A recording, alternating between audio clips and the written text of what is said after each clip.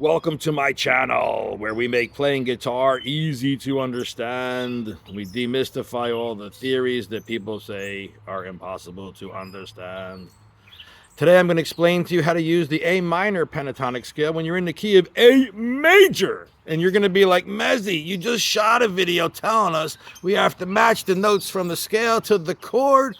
And now you're telling us to use a scale that has no notes in that key, or hardly any anyway. Well, I'm going to show you that I was not a liar before, but I'm also going to go against what I just said. So let's figure out what I'm talking about.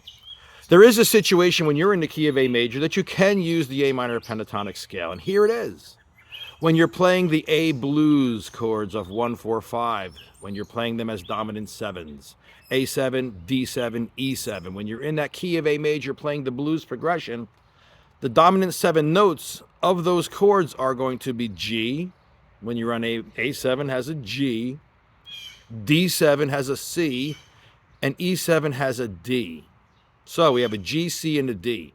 You add in the A and the E, and the whole entire scale works easily when you're playing over these chords. Because remember, the dominant 7th note of that chord is the note you hear first. It is the note you're going to base your melody off of, because that's the note you're going to hear when somebody's cutting that melody. You're going to hear it against those 7th notes. So that's why it's important that the notes in the scale match those notes of the chord. And you can try this. You can go to the F sharp minor pentatonic scale, which is the pentatonic scale for the key of A major, and it will not sound nearly as nice as if you used the A minor pentatonic scale. So the reason why it works so well is because your dominant 7 notes are in that scale. So remember, the dominant 7 chord is a hybrid chord. The chord is from the key, the 7 is not.